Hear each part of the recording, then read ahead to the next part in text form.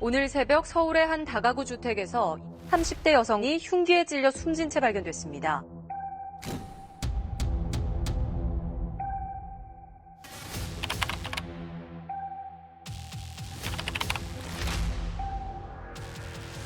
온 집안이 피범벅이었어요.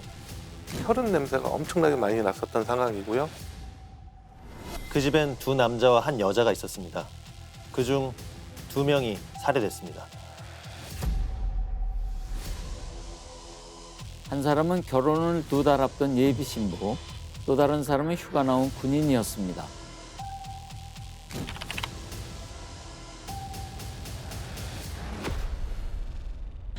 이후 다른 남성이 이마를 움켜쥐며 밖으로 나와 도움을 청합니다. 유일하게 살아남은 남자는 살해된 여성과 결혼을 약속한 남자였습니다. 그들은 무슨 관계일까요? 진실을 알고 있는 유일한 사람, 그는 살인자일까요? 우발적으로만 보기엔 석연치 않은 점이 있어 경찰은 거짓말 탐지기 조사까지 검토하고 있습니다.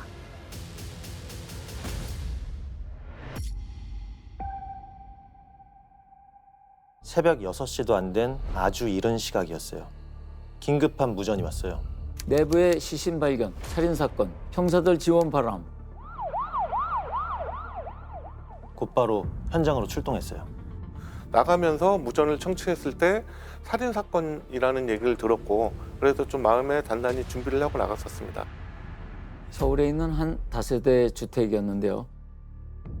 대문을 열면 작은 통로가 나와요. 그 통로를 따라가면 계단이 나오는데 붉은 피가 곳곳에 떨어져 있어요. 그 피를 따라 계단을 반층 올라가니까 현관문이 열려 있고 핏자국이 집 안으로 이어져 있어요. 집 안으로 들어선 순간 참혹한 풍경이 눈앞에 펼쳐져요. 온 집안이 피범벅이었어요. 그 혈흔 냄새가 엄청나게 많이 났었던 상황이고요. 벽에도 그렇고 바닥에도 그렇고 피가 많이 있다 보니까 눈으로 보기에는 좀 처참한 현장이었습니다. 화면만 봐도 뭐 피비린내가 나는 것 같은데. 현관 입구에서 봤을 때 피해자가 바닥에 누워 계셨고요. 피를 좀 많이 흘리셨었고 거실에 여자가 쓰러져 있는데 피가 흥건해요. 등이며 배, 팔, 얼굴까지 뭐 거의 온몸을 흉기에 찔렸답니다. 칼 자국도 여러 군데가 있었고 이게 왜 이렇게까지 했을까라는 의구심이 들 정도로 좀 처참한 상황이었습니다. 정 형사의 시선이 이번엔 안방으로 향하는데요. 남자가 하나 벽에 기댄 채 숨져 있어요. 역시나 흉기에 찔렸습니다. 남자 그 시체는 벽에 그 등을 기대고 앉아 있는 상태로 있었습니다. 그런데요, 이 남자가 가만히 보니까 운동화를 신고 있어요.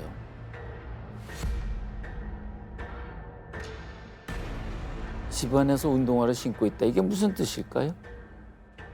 운동화를 신고 들어온 거겠죠? 외부 사람인 거죠? 특이한 건요, 여자한테 유독 공격이 집중돼 있어요. 남자는 찔린 상처가 3군데고 여자는 무려 20번 가까이 찔렸답니다. 그보다 더 특이한 게 있어요. 살해된 남자와 여자의 신원인데요. 여자는 결혼을 2달 앞둔 예비 신부였고요. 남자는 휴가를 나온 군인이었어요.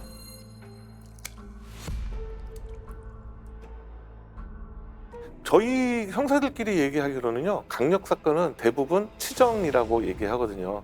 그렇지 않으면 이렇게 잔혹한 범죄가 일어나진 않거든요.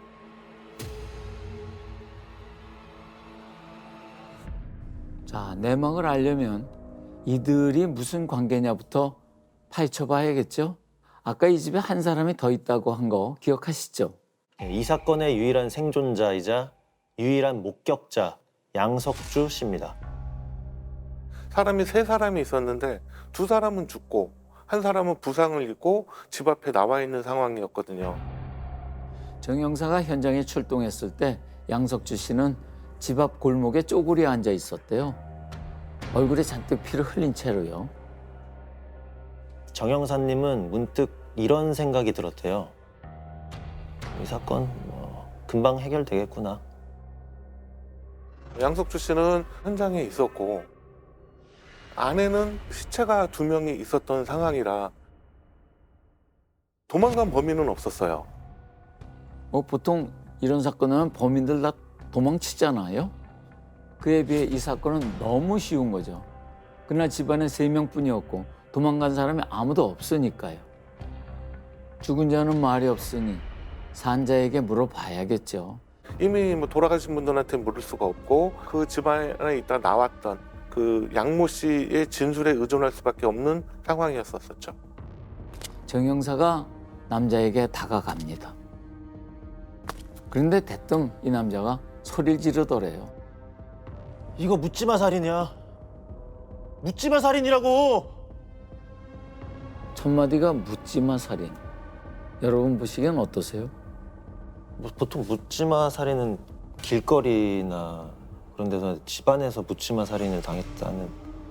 모르는 사람이 자기네 집에 들어왔다는 거죠. 자다 깨보니 모르는 남자가 들어와서 여자친구를 칼로 찌르고 있었고 자기도 공격하길래 몸싸움을 했다. 그러다 자기가 칼을 뺏어서 그 남자를 찔렀다는 거예요. 여러분이 듣기엔 어떠신가요? 그 새벽에 모르는 사람이 모르는 집에 들어와서 모르는 사람을 칼로 찔렀다. 이게 가능한가요?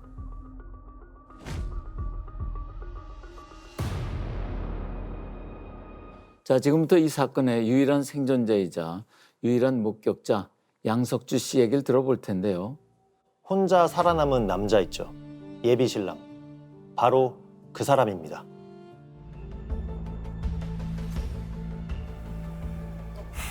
안녕하세요.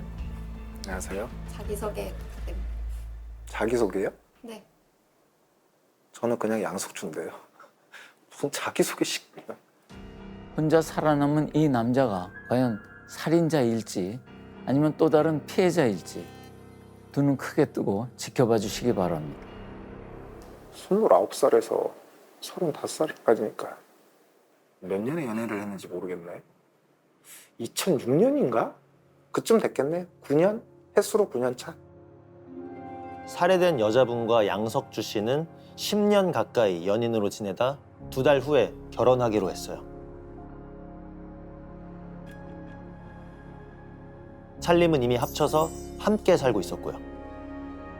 사건 당일 두 사람은 결혼식 때 입을 한복을 맞춥니다. 저녁엔 영화도 한 편 같이 보고 그날 영화를 아마 그 영화를 봤을 거예요. 니마 그 강을 건너지 마오. 여자친구랑 같이 봤고 애가 끝까지 다 보고 나서 한다는 소리가 오빠는 나보다 먼저 죽으면 안 돼라는 말을 했고 뭔 소리냐고 하니까 오빠는 나 없어도 혼자서 잘 먹고 잘 살 것 같다. 근데 나는 오빠 없으면 잘 못 살 것 같다 라고 했어요. 그 영화를 보고 나서. 영화를 보고 이제 너 들어가 자라. 이제 출근 시간도 있으니까. 여자친구는 안방으로 들어갔고 저는 이제 작은 방에서 이부자리 제대로 켜고 이불에 누웠죠. 여자친구는 안방에서 양석주 씨는 작은 방에서 각각 잠이 들었는데요. 이제 가수면에 들어가려는 찰나에 갑자기 악 비명소리 듣고 그래서 저는 너무나도 당연하게 또 바퀴벌레 지나갔나 보다 생각을 했어요. 그래서 놀랐으니까 다독이기라도 하자. 누워서 일어났어요. 이렇게 열고 앞에 장면이 들어올 거 아닙니까? 참고로 저는 마이너스 11.5 디옵터고요. 그러니까 형상만 희끄무레하게 보여요. 근데 이걸 하고 있더라고요.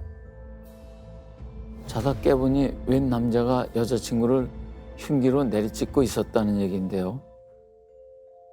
저게 무슨 날벼락이에요? 자, 일단은 양석주 씨의 주장입니다. 계속해서 들어볼까요? 그 다음 기억나는 거는 이런 조명 밑에서 은색 물체가 저를 향해서 내려오는 거예요. 이 상황을 파악할 새도 없이 바로 자기한테 날아드는 칼날이 보였대요. 남자가 석주 씨한테 다가왔던 거죠. 칼날이라고 생각을 해서 그래서 이렇게 돌렸고요, 머리를. 진짜 한 2cm, 3cm 차이로 피했어요. 두 번째 칼질은 이제 왼쪽 여기 엄지손가락이 잘렸고 뒷걸음질을 제가 쳤어요. 얘도 근데 찌르면서 이렇게 앞으로 다가와요. 그리고 저는 이제 작은 방 안으로 밀려 들어갔죠. 내가 안 죽으려면 일단 저 칼은 뺏어야 된다라는 생각밖에 없었어요. 아이고. 칼날한테 베어도 상관없으니까 일단 뺏어야 된다. 이렇게 하고 집어 넣었거든요. 칼 쥔 손을.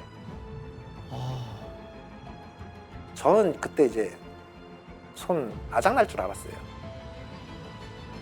어이없게도 무슨 어린아이들한테서 무슨 사탕 뺐듯이 너무 쉽게 그냥 스르륵 하고 들어오는 거예요. 나중에 이제 곰곰이 생각을 해봤죠. 내가 왜 이렇게 칼을 쉽게 뺏었나. 그러니까 이 칼질을 하도 많이 해가지고 내가 피범벅이 되다 보니까 피가 너무 미끄러워서 그렇게 해서 너무 쉽게 뺏은 것 같다라는 게 제 생각이고, 내가 그러면 칼을 뺏겼잖아요. 네? 바로 위에서 저를 덮치더라고. 각이 딱 한 군데밖에 안 나오잖아요. 등 쪽, 옆구리 쪽. 등 쪽, 옆구리 쪽. 찔렀는데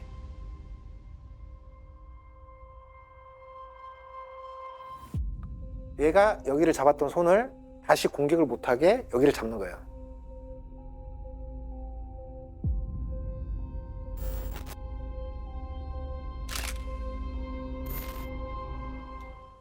대체 뭐 하시는 분입니까?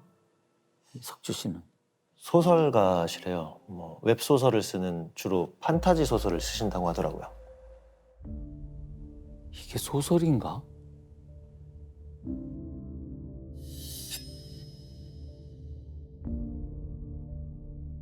하여간 석주 씨가 보통 분은 아닌 것 같아요.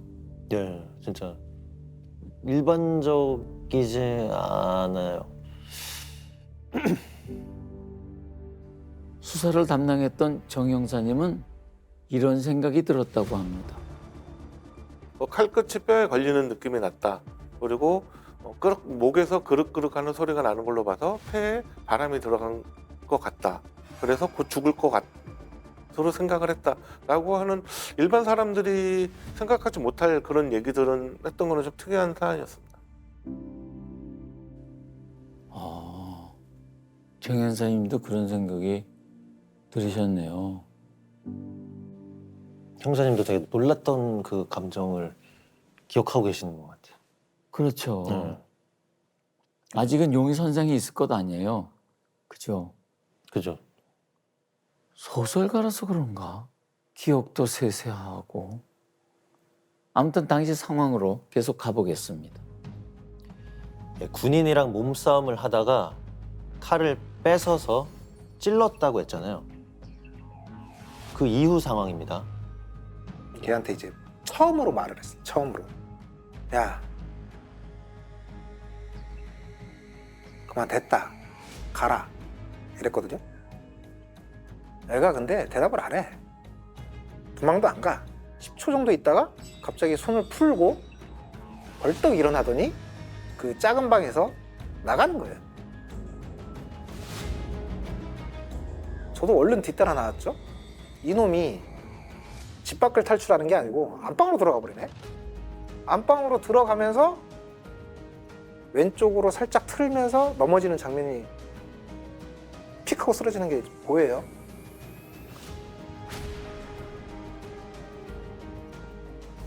몸을 돌리는 순간 여기 제 방 옆에 이렇게 서랍장이 있거든요. 서랍장 옆에 여자친구가 손을 기대고 이러고 있는 거예요. 이렇게 서서 물끄러미 여자친구를 얼굴을 쳐다봤어요. 안 만졌어요. 이거 만지는 순간 또 오염이 발생하니까 물끄러미 이렇게 쳐다봤어요.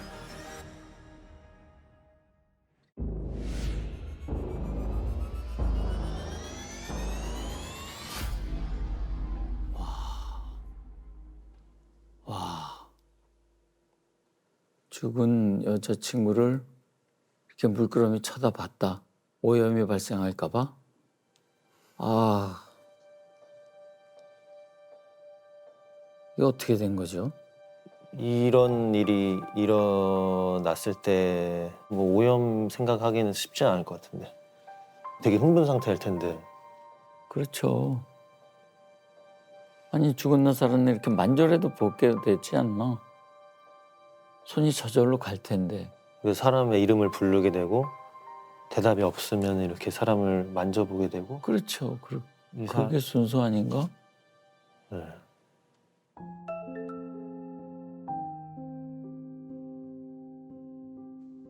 피와 내 피가 섞여 있는 이 상태에서 얘를 만지는 순간 되게 이야기가 복잡해진다. 어떻게 울지 않고 만지지도 않고 나올 수 있냐라고 하는데 저도 사람이니까 그게 작동을 한단 말이에요. 그러니까 참아낸 거지 그거를.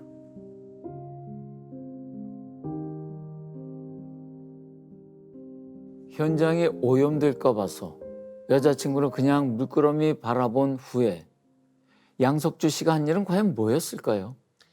예, 답은 여기 있습니다. 화장실 앞에 찍혀있던 피 묻은 발자국. 화장실 앞에 그 욕실 매트 있었고요. 거기에 이제 발자국이 하나 있었는데 발가락이 나와 있는 발자국이었어요. 맨발, 남자 거예요. 그 장상병은 신발을 신고 있었거든요. 그러니까 그 발자국은 양석주 씨 발자국으로 알고 있고요. 자세히 보시면 방향이 화장실로 되어 있거든요.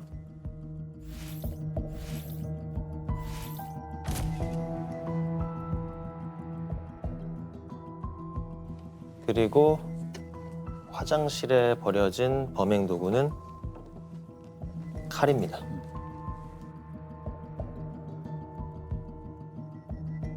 그러니까 양석주 씨가 화장실로 들어가서 흉기를 버렸다는 것 아닙니까? 예, 맞습니다.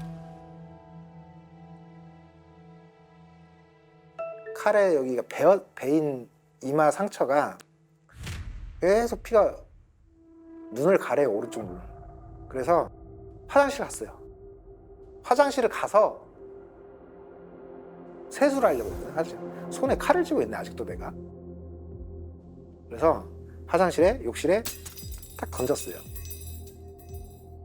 또 이제 저희도 제일 중요한 부분 중에 하나가 흉기가 어디서 출처가 중요하거든요. 범인이 현장에 가기 전에 미리 준비했는지, 현장에 있는 걸 사용했는지는 또 이게 좀 중요한 포인트가 되기 때문에. 정 형사가 이 칼에 대해 물었어요. 양석주 씨, 이 칼 아시죠? 모르겠습니다. 그놈이 들고 왔겠죠. 이 칼 당신 집에 있던 겁니다. 정말 몰라요? 아, 글쎄 나는 본 적 없는 칼이라니까요. 처음에는 양석주 씨가 자기 칼이 아니라고 얘기했었어요. 자기네 집에 있던 칼이 아니다라고 얘기를 해서, 그래서 그 칼에 대해서 또 많이 확인을 해봤고요. 결국은 그 피해자 어머니가 그 결혼 선물식으로 해서 사준 세트로 된 칼이었던 걸로 확인했어요. 어떻게 생각해요? 자기가 자기 집에 있는 칼 모르나? 학주 씨도 몰라요, 집에 있는 칼? 아니요, 저는 알죠. 내 집 칼은 알죠, 보통. 더구나 양석주 씨는 이렇게 기억력이 좋은 사람인데. 아는 사람이 의심스러워요, 모르는 사람이 의심스러워요. 근데 모른다고 해도 사실 끄덕여지긴 하는데. 여러분은 집에 있는 칼이 어떻게 생겼는지 아시나요?